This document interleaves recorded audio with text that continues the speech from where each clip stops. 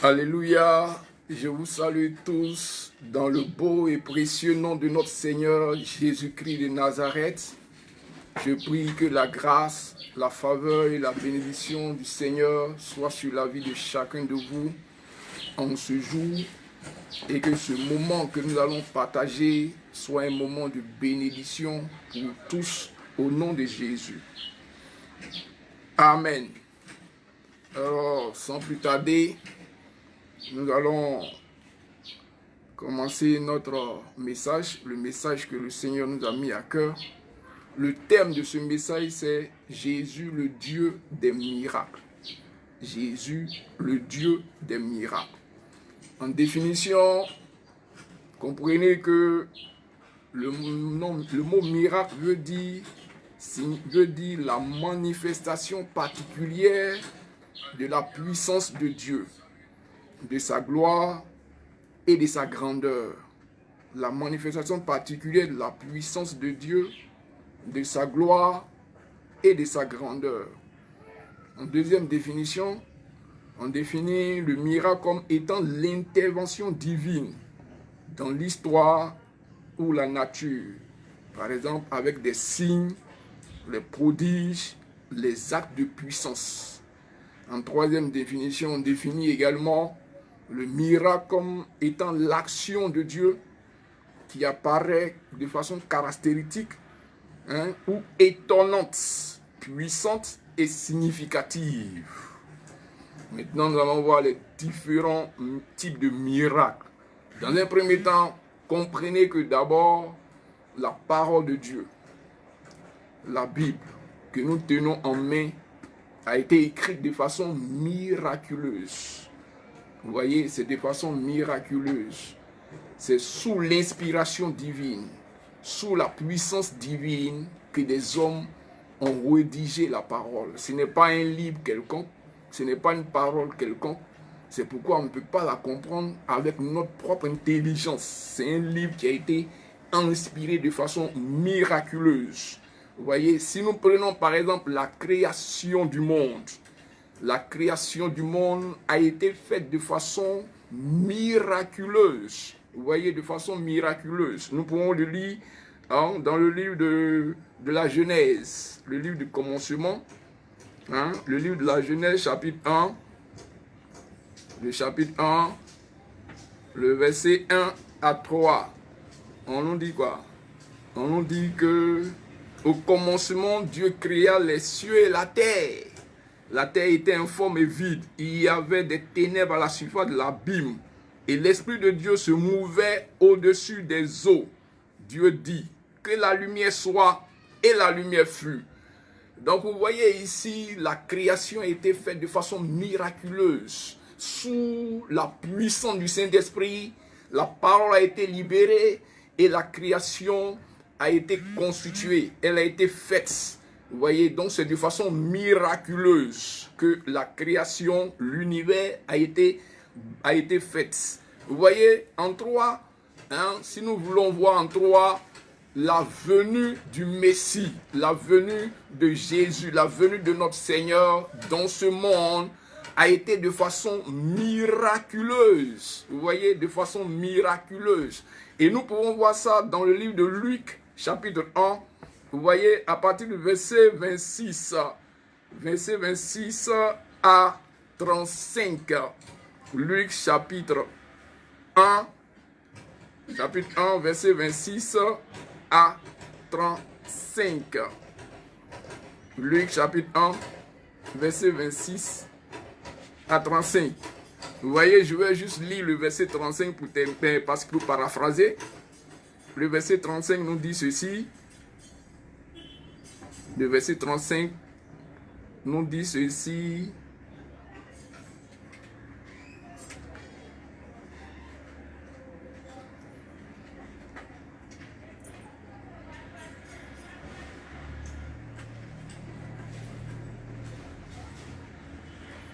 Veuillez m'excuser une minute.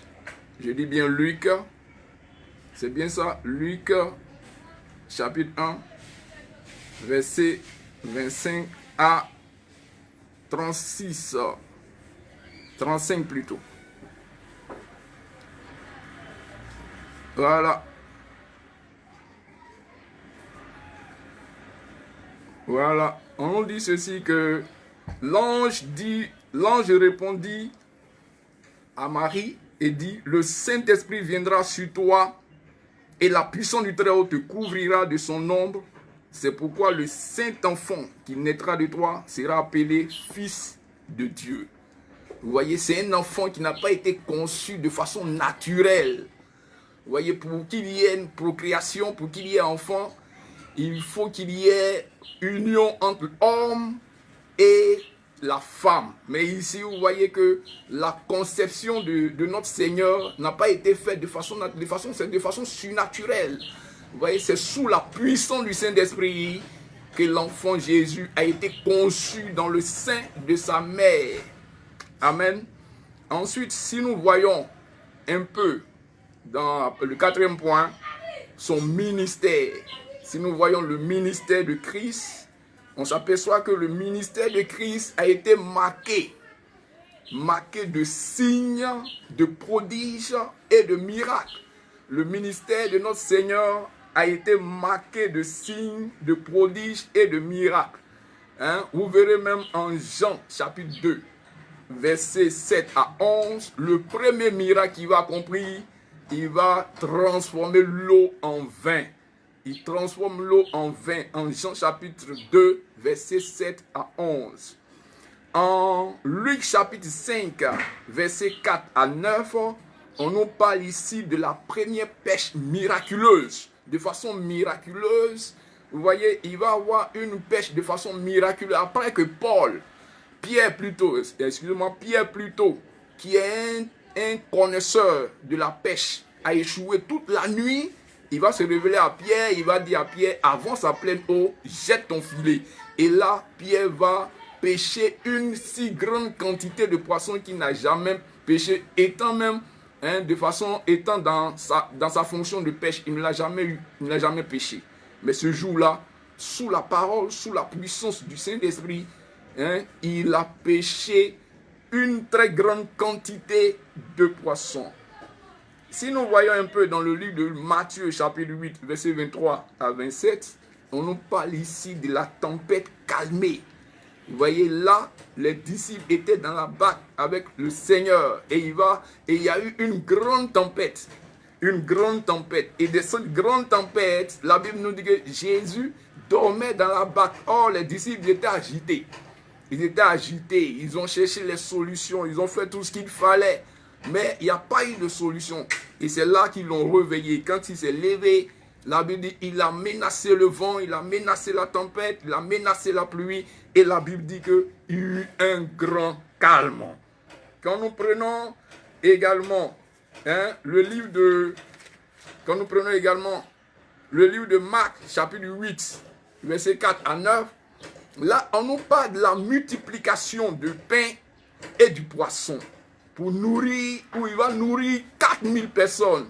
Vous voyez, 4000 personnes. Multiplication de pain et de poissons. Il va prendre 7 pains et 2 poissons. Il va multiplier pour nourrir 7000 personnes. Oh, regardez combien c'est un Dieu de miracle. Ce Dieu de miracle, il nourrit 4000 personnes avec 7 pains et 2 poissons. Alléluia. C'est pourquoi si tu m'entends ce soir, le Dieu de miracle va multiplier le peu qui est dans ta main.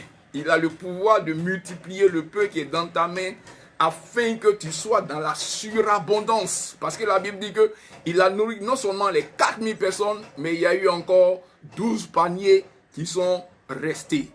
Amen. Alléluia.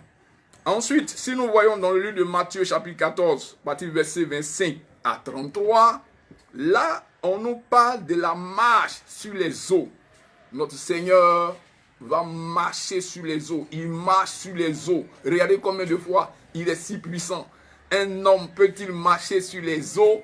Sur les eaux. Mais lui, il marche sur les eaux. Il marche sur les eaux. Et ce jour-là, Pierre a voulu marcher sur les eaux comme lui. Mais Pierre va douter et Pierre va commencer à s'enfoncer. C'est là qu'il va le saisir et il va lui dire, pourquoi as-tu douté, homme de peu de foi? Alléluia.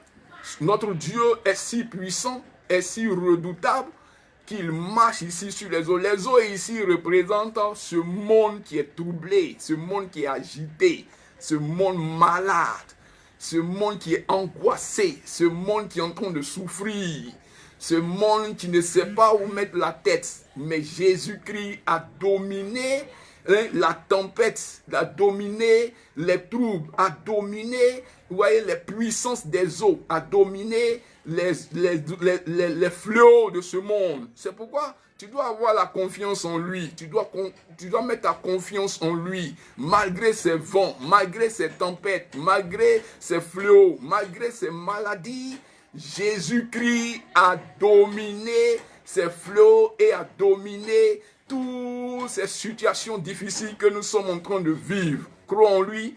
Et toi aussi, tu auras la domination sur toutes ces situations, sur toutes ces difficultés et sur tous ces fléaux que nous sommes en train de vivre. Alléluia.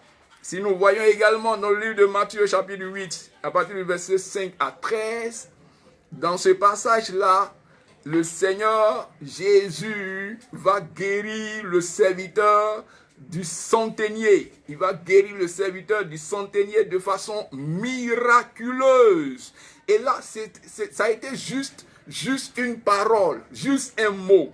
Vous voyez, le centenier a dit, dis seulement une parole, dis seulement un mot. Parce que le centenier savait que notre Seigneur était si puissant et qu'un seul mot, une seule parole qui sortirait de sa bouche guérirait son serviteur. Là, il dit, il a prononcé seulement une seule parole, un seul mot, et le serviteur du centenier a été miraculeusement guéri. C'est pour dire que ce matin, tu as besoin juste d'une seule parole, d'un seul mot, pour que tout ce qui est maladie, tout ce qui est maladie qui a rongé ton corps, qui est en train de ronger ta vie, qui est en train de ronger tes os, soit ôté de ta vie et que tu sois guéri totalement. Tu as besoin d'une seule parole. Mets ta confiance en Jésus-Christ. Tu as besoin d'une seule parole. Une seule parole te guérira ce matin.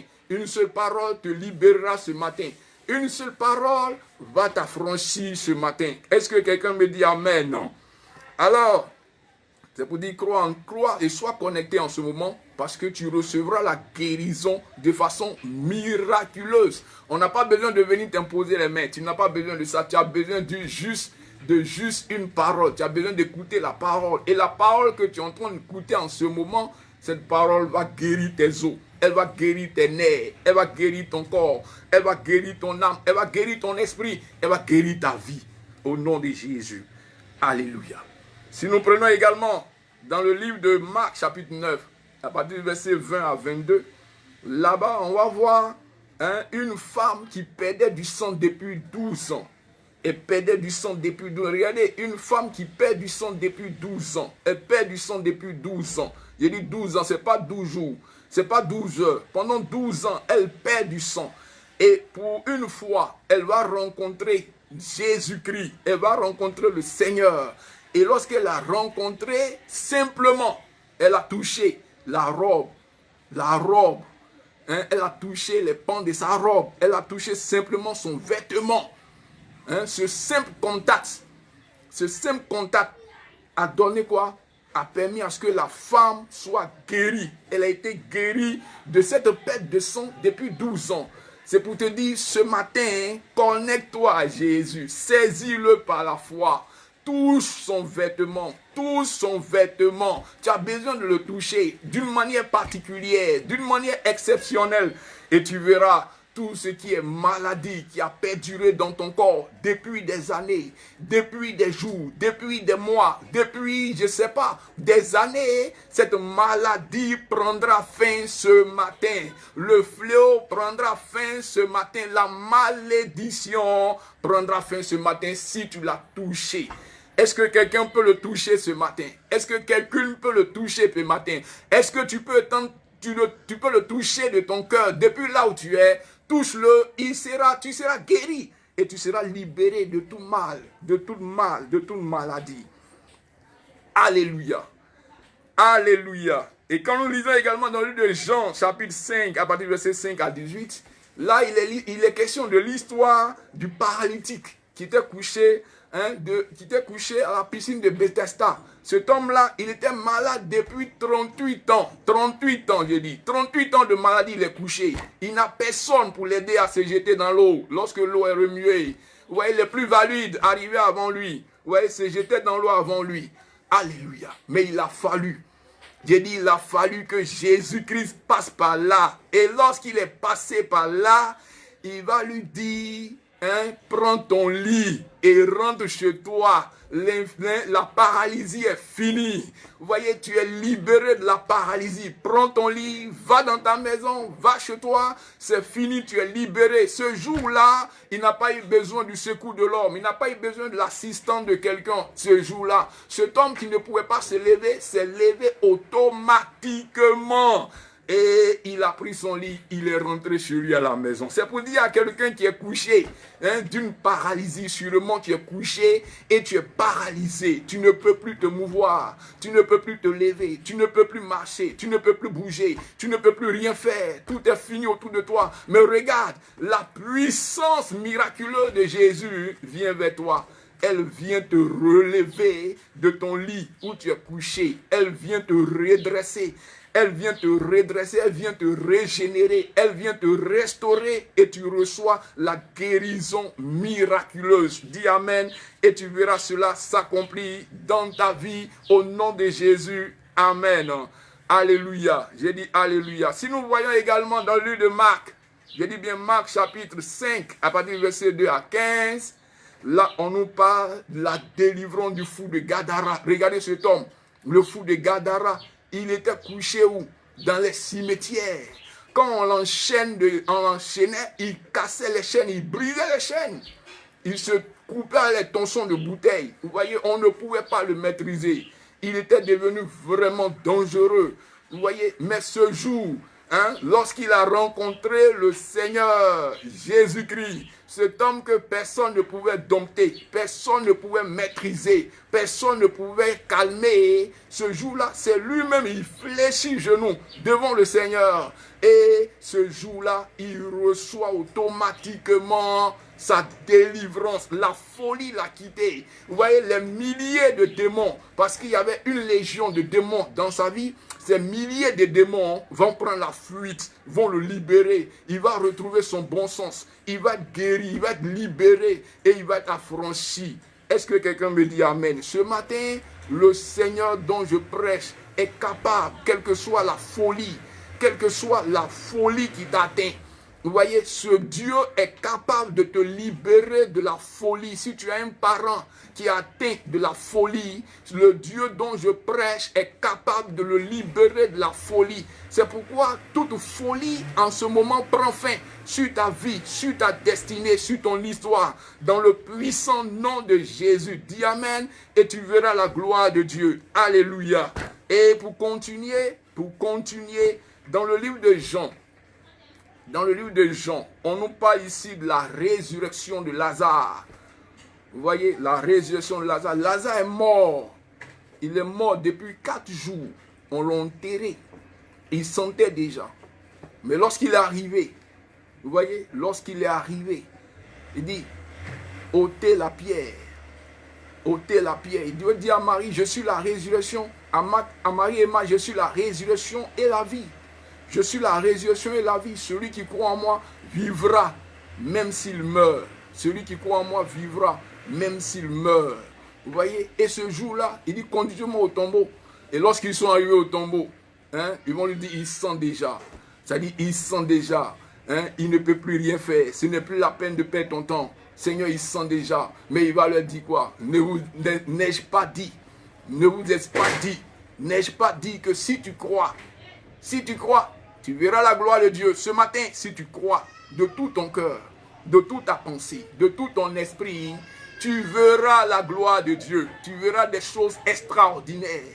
Tu verras des choses merveilleuses. Tu verras la grandeur de Dieu. Tu verras la puissance de Dieu. Et tu verras le règne de Dieu se manifester dans ta vie, dans ton histoire. Crois seulement. Ne doute pas. L'incrédulité. Ôte l'incrédulité de ton cœur. La pièce, c'est l'incrédulité. Ôte l'incrédulité de ton cœur. Ôte le doute de ton cœur. Ôte ces choses de ton cœur. Tu verras la gloire de Dieu ce matin. Tu verras la gloire de Dieu dans ta vie. Tu verras la gloire de Dieu dans ton histoire. Et ce jour-là, la Bible dit, il va ordonner à ce que Lazare sorte du tombeau. Et Lazare est sorti du tombeau. Il est sorti du tombeau. La mort ne pouvait pas le retenir dans le tombeau. Il a vaincu le pouvoir de la mort. Il a ébranlé la puissance de la mort. Et Lazare est sorti de la mort. Il est sorti lié de bande. Et il va dire à ses disciples, déliez-le et laissez-le aller. Ce jour-là, Lazare a été ressuscité. Lazare est sorti du tombeau. Lazare a retrouvé la vie. Je suis en train de parler à quelqu'un qui rien du tout ne va. Où tu vois que des morts autour de toi, des morts dans ta famille, des morts dans ta lignée, des morts dans ce pays. On parle de morts partout.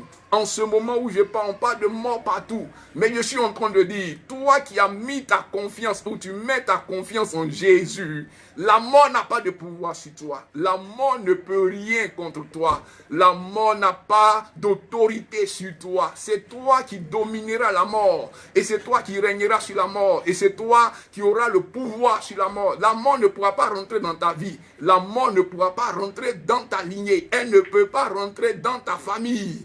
Elle va aller à gauche, elle va aller à droite, elle va frapper au nord. Mais toi, tu vivras, tu mourras d'une mort paisible, d'une mort qui vient de Dieu, d'une mort qui vient de l'Éternel lui-même. Parce que tu n'es pas appelé à mourir d'une mort quelconque, d'une mort qui n'est pas de Dieu. Est-ce que quelqu'un me dit Amen? Est-ce que quelqu'un me dit Amen? Dis Amen très fort. Tu verras la gloire de Dieu ce matin. Est-ce que quelqu'un me dit Amen? Et pour continuer encore, nous allons voir ici la résurrection de notre Seigneur lui-même. Vous voyez, sa résurrection a été de façon miraculeuse. Sa venue sur la terre a été de façon miraculeuse. Son ministère a été marqué de signes et de prodiges. Et quand il est mort, sa résurrection a été de façon miraculeuse. Nous pouvons voir ça dans le livre de Matthieu chapitre 28. Dans le livre de Matthieu chapitre 28. Dans le livre de Matthieu chapitre 28. Dans le livre de Matthieu chapitre 28. Voilà, nous allons voir ça dans le livre de Matthieu chapitre 28. Matthieu chapitre 28. Donc ici on nous dit, après le sabbat, à l'aube du premier jour de la semaine, Marie de Magdala et l'autre Marie allèrent voir le sépulcre. Et voici, il y eut un grand tremblement de terre, car un ange du Seigneur descendit du ciel, vint rouler la pierre et s'assit dessus. Son aspect était comme l'éclair et son vêtement blanc comme la neige. Les gars tremblaient de peur et devinrent comme morts. Mais l'ange prit la parole et dit aux femmes, pour vous, ne craignez pas, car je sais que vous cherchez Jésus qui a été crucifié. Il n'est point ici, il est ressuscité comme il avait dit. Il est ressuscité comme il avait dit. Vous voyez, les femmes sont allées le chercher dans le tombeau. Ils sont allés embaumer son corps. Vous voyez, comme on a l'habitude de voir aujourd'hui les gens qui passent leur temps à entretenir des cadavres. Vous voyez, embellir des cadavres. Hein? Vous voyez, tout ça n'amènera pas le cadavre nulle part. Vous voyez, et c'est le rôle qu'ils étaient allés faire, embaumer le corps, entretenir le corps. Vous voyez, ainsi de suite. Mais ils arrivent et effectivement, ils voient que le corps n'est plus dans le tombeau. Le corps de Jésus n'est plus dans le tombeau. Elles sont effrayées, elles ont peur, elles sont paniquées. L'ange leur dit, n'ayez pas peur, n'ayez pas peur. N'ayez pas peur, celui que vous cherchez là, le Jésus que vous cherchez là, il n'est plus dans le tombeau. Il n'est plus dans le tombeau, il est ressuscité. Est-ce que quelqu'un peut dire Amen? Il est ressuscité, il n'est plus dans le tombeau, il n'est plus ici. Tu le cherches dans le tombeau, tu le cherches dans les tombes. Hein? Je vois des gens qui cherchent Jésus dans les tombes, dans les grottes, hein? dans les statues. hein, dans les statuettes là. Jésus n'est pas là-bas, il n'est pas là, il n'est pas là, il n'est plus dans les statues, il n'est plus dans les grottes, hein, il n'est plus dans les rivières. Tu cherches Jésus dans les rivières, tu le cherches dans les bois sacrés. Et vous voyez, il n'est plus là-bas, il n'est pas dans les bois sacrés, il n'est plus dans ces choses. Jésus est ressuscité. Mon Jésus que je prêche, il est ressuscité, il a vaincu la mort. Il est mort, c'est vrai, il est mort. Mais le troisième jour, la mort n'a pas pu le retenir. Il a vaincu le pouvoir de la mort. Il a vaincu la puissance de la mort. Il a vaincu la domination de la mort. Il est ressuscité. Il vit au siècle des siècles. Arrête de le chercher dans les maraboutages. Il n'est pas dans les maraboutages. Arrête de le chercher dans le fétichisme. Il n'est pas dans le fétichisme. Arrête de chercher dans les coutumes de tes ancêtres, de tes grands-parents. Il n'est plus là-bas. Arrête de le chercher dans quoi encore? Dans les fêtes de génération. Il n'est pas là-bas. Il n'est plus dans les tombeaux. Il n'est plus dans les grottes. Hein? Il n'est plus dans les statues. Il n'est plus là. Il est ressuscité. Il est ressuscité. Si tu adores un Dieu qui est mort et qui est encore couché dans la tombe, c'est que ce n'est pas un vrai Dieu. Le véritable Dieu, le réel, lui, il est mort. Mais la mort n'a pas pu le retenir. Il a vaincu la mort. Il est sorti du séjour des morts. Et quand il a parlé à qui? À Jean, celui de Patmos, il dit, j'étais mort, mais voici, je suis maintenant vivant au siècle des siècles. Je tiens les clés du séjour des morts entre mes mains. Et le séjour des morts ne provient non plus comme mon église. Jésus est mort, mais il est ressuscité. Il n'est plus dans le tombeau. Il n'est plus dans le tombeau. Comment tu le cherches? Où est-ce que tu le cherches? Hein? Comment tu le cherches? Où est-ce que tu le cherches? Cherche-le en esprit et en vérité. Quand il a dit, l'heure vient. Et l'heure arrivée où les vrais adorateurs adoreront Dieu en esprit et en vérité. Cherche-le par sa parole. Cherche-le au travers de sa parole. Cherche-le en esprit et en vérité. Alléluia. J'ai dit alléluia à quelqu'un. Je suis en train de te dire, le Jésus que tu cherches, il n'est plus dans les tombeaux. Le Jésus que tu veux rencontrer, il n'est plus mort.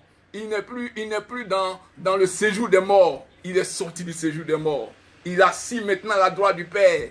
Il intercède pour son église. Et la Bible nous dit quoi? La Bible dit que quand il est sorti du tombeau, vous voyez, de façon miraculeuse, il est monté au ciel. Dans Actes chapitre 1, verset 9. De façon miraculeuse, sa montée au ciel a été de façon miraculeuse. Vous voyez, de façon miraculeuse, ses disciples étaient là. Et ils l'ont vu monter au ciel. Et ils étaient là en train de regarder.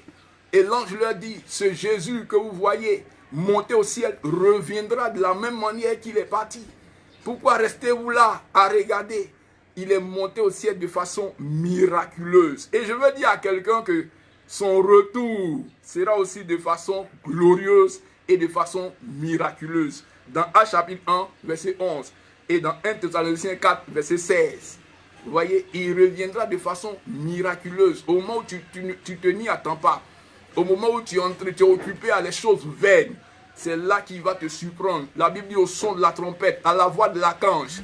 Vous voyez, les morts en Christ, ceux qui sont morts dans le Seigneur, qui ont marché de façon digne, ressusciteront. Et nous les vivants, hein, nous serons aussi transformés en un clin d'œil. Nous monterons dans les airs et nous rencontrerons notre Seigneur. Parce qu'il ne descendra plus sur terre, il restera dans les airs. Nous allons le rencontrer et nous irons au ciel et nous vivrons avec lui pour toujours. Alors c'est une parole d'espérance, c'est une parole d'espérance. C'est pourquoi je veux vraiment t'appeler ce matin, par ces paroles, à comprendre que le véritable Dieu, le réel, le Dieu véritable que tu dois chercher, que tu dois avoir dans ta vie, que tu dois servir, à qui tu dois appartenir, il s'appelle Jésus-Christ crucifié, Jésus-Christ de Nazareth, Jésus-Christ ressuscité. Je veux t'appeler ce matin à donner ta vie entièrement à ce Jésus que je suis en train de prêcher. Je veux t'inviter à donner réellement ton cœur à Jésus que je suis en train de te parler. Je veux réellement t'amener à tourner ton cœur, ton âme, tes pensées à lui. À lui. Crois en lui, comme le dit le livre des Actes des Apôtres. Crois au Seigneur Jésus. Croyez au Seigneur Jésus. Et vous serez sauvés, vous et toute votre famille. Croyez en lui. Croyez en Jésus. Arrêtez de croire en ces choses qui vont vous égarer.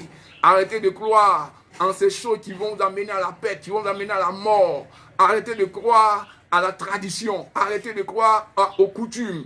Arrêtez de croire aux fétiches. Arrêtez de croire au maraboutage. Arrêtez de croire à ces hommes qui se font passer pour Dieu. Ils ne sont pas Dieu, ils sont morts. Vous voyez, ils sont enterrés, ils sont dans la mort, ils sont dans le tombeau. Vous voyez, ils ne peuvent plus rien faire. Arrêtez de croire, vous voyez, à toutes ces choses qui vont vous égarer, qui vont vous emmener à la perdition, qui vont vous emmener à la perte, qui vont vous emmener à la perte et qui vont vous emmener, vous voyez, à la déception. Je veux t'emmener ce matin à croire en Jésus, en ce Dieu tout-puissant. Ce Dieu qui est le Dieu des oracles et des prodiges. Crois en lui et tu verras la gloire de Dieu. Crois en lui et tu verras la main de Dieu. Crois en lui et tu verras les merveilles de Dieu. Crois en lui et tu verras les oracles de Dieu.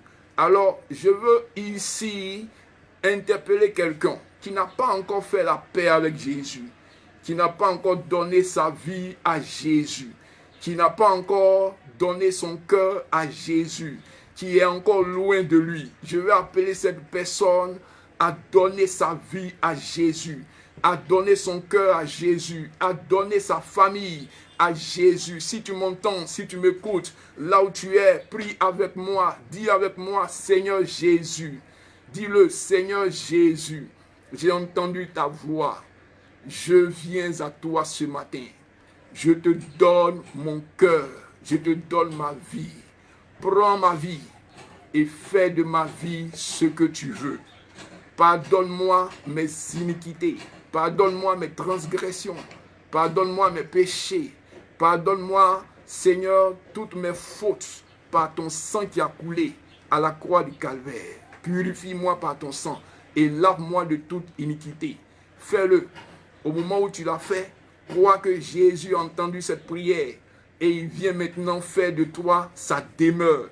Tu deviens maintenant la propriété privée de Christ.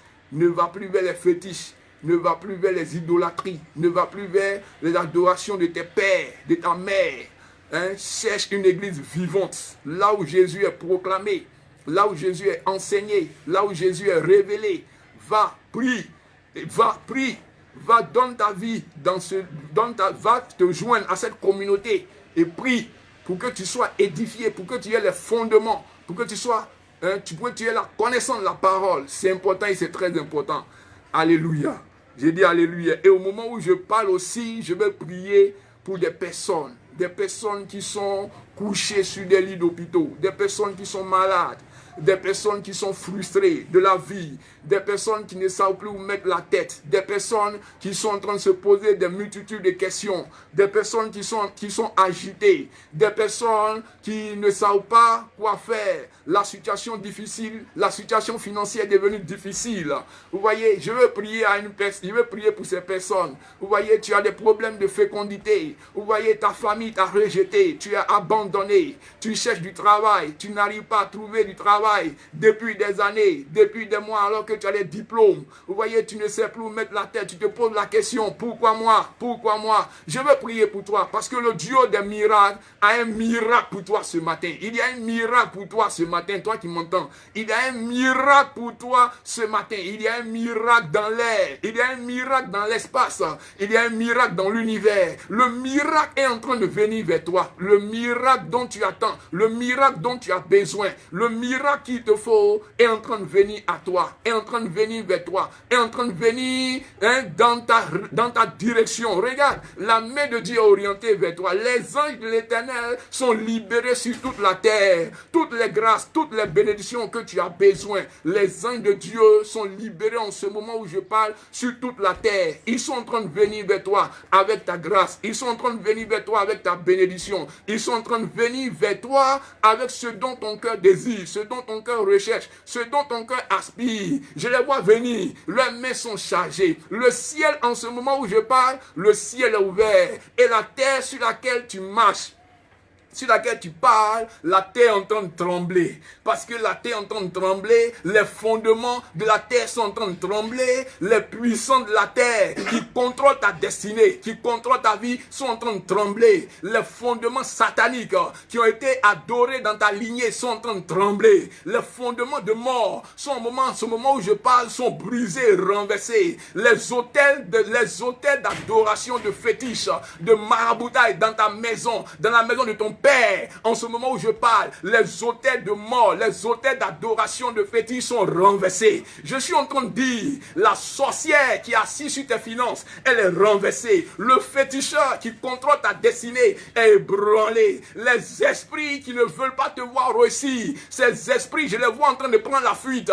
Ils sont en train de partir parce qu'ils ne peuvent plus résister à la puissance surnaturelle de Jésus-Christ. Ils sont en train de prendre la fuite. Ton histoire connaît maintenant un bouleversement. Tu vas voir un bouleversement dans ta vie. Tu vas voir un changement. Tu vas voir une direction nouvelle. Les choses vont changer. La destinée va être glorieuse. Tu vas témoigner de la gloire de Dieu. Car la main de ce Dieu puissant et redoutable dont je prêche est posée maintenant sur toi. La main de Dieu est posée sur toi. L'enfantement maintenant est possible. Regarde, tu enfantes maintenant. Dieu te donne la possibilité d'enfanter. Si longtemps tu n'as pas pu enfanter, la main de Dieu est arrivée pour que tu enfantes.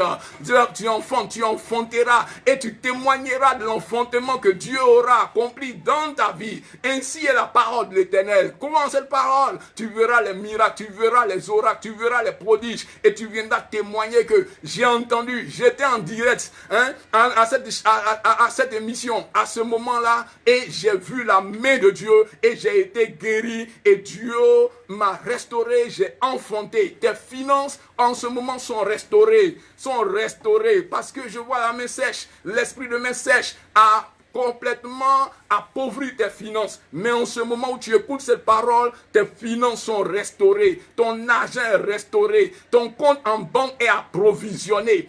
Crois en cette parole, tu verras et tu partiras à la banque et tu verras que ton compte en banque a été restauré parce que je suis en train de parler du Dieu des miracles. Je vois l'ange qui va même dans ton compte bancaire, dans ta banque. Je vois l'ange qui est allé dans ta banque et qui est en train de restaurer ton compte bancaire. Dis Amen. Au moment où je parle, si tu dis Amen, tu verras le miracle. Tu iras voir dans ton compte et ton compte est restauré. Je suis en train de parler à une personne. Je suis en train de parler à une personne. La main de Dieu arrive jusqu'à toi. La main de Dieu arrive jusqu'à toi. La grâce de Dieu arrive jusqu'à toi. Le ciel est ouvert en ce moment où je parle. Les écluses des cieux sont ouvertes. Les écluses des cieux sont ouvertes. Regarde, la manifestation glorieuse de Jésus vient jusqu'à toi. Tu reçois la grâce, tu reçois la faveur, tu reçois une nomination. Depuis que tu travailles, jusque là, tu es resté à la même place. À la même place. Regarde, j'ai rencontré un homme. Il travaillait dans une grande entreprise de la place. Et cet homme-là, chaque année, on lui fait les promesses de nomination, mais jamais cela n'a été accompli. Mais le jour où je l'ai rencontré, ce jour quand j'ai prophétisé sur sa vie, vous voyez, dans cette même année, il a été nommé 3 fois dans l'entreprise. 3 fois. La première fois, on l'a nommé, on a trouvé que non, ce n'était pas la place qu'il lui fallait. Une deuxième fois, on l'a nommé encore. On dit non, c'est petit, ce n'est pas la place qu'il lui faut. Ils sont allés le nommer encore et cette fois-ci, il était parmi les décideurs maintenant de l'entreprise. C'est là maintenant, ils ont dit oui, c'est là, c'est la place qu'il lui faut. Je suis en train de te dire, depuis longtemps, tu as travaillé, tu es resté à la même place. Mais je suis en train de dire, le Dieu des miracles est en train de te relever. Et tu vas obtenir des nominations, tu vas évoluer en grade dans cette entreprise. Dans cette entreprise où tu travailles, tu vas évoluer en grade, tu vas avancer. Tu seras parmi les décideurs. Je suis en train de te parler.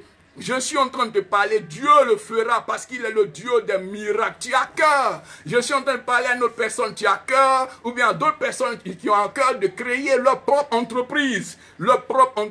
Mais tu as besoin des finances, tu as besoin d'argent, vous voyez, pour le faire. Mais au moment où je parle, le ciel est ouvert et Dieu apporte la providence financière. La providence financière arrive. Je vois des personnes par leur canal que Dieu va passer pour faire quoi? Pour te bénir, pour te donner ce que tu as besoin, l'argent qu'il te faut pour bâtir cette entreprise. Cette entreprise, lorsque tu vas la bâtir, elle va prospérer. Je dis, elle va prospérer parce que ce n'est pas une entreprise qui a été bâtie de la main des hommes. Non, c'est une entreprise qui est bâtie de la main de Dieu, de la main de l'Éternel. Elle va prospérer et il ira jusqu'aux extrémités de la terre et tu témoigneras de la grandeur de Dieu, de la main de Dieu, de la puissance de Dieu, du règne de Dieu, du pouvoir de Dieu. Je suis en train de parler maintenant à une personne. Tu as une maman qui est malade et cette maman qui est malade dans ton village, elle est assise sur ta gloire, sur ta renommée, sur ta destinée. Tu luttes pour qu'elle guérisse, tu luttes pour qu'elle vive, tu luttes pour qu'elle voie la vie. Mais je suis en train de te dire, elle est assise sur ta renommée, elle est assise sur ta renommée. En ce moment, il y a une décision à prendre. Soit elle vit et tu demeures là où tu es et tu restes dans cet état. Soit Dieu l'enlève et tu vois la gloire de Dieu et tu vois le règne de Dieu et tu vois les oracles de Dieu. Décide-le. Au moment où tu l'as décidé, Dieu fait ce que tu as décidé. Quelqu'un me dit Amen. Dis-moi Amen. Que la grâce de Dieu, que la faveur de Dieu, que la bénédiction de Dieu soit avec vous. Et que le règne de Dieu soit manifeste à votre égard et en votre endroit. Ainsi soit-il, au nom de Jésus, que quelqu'un dise Amen, Amen, Amen.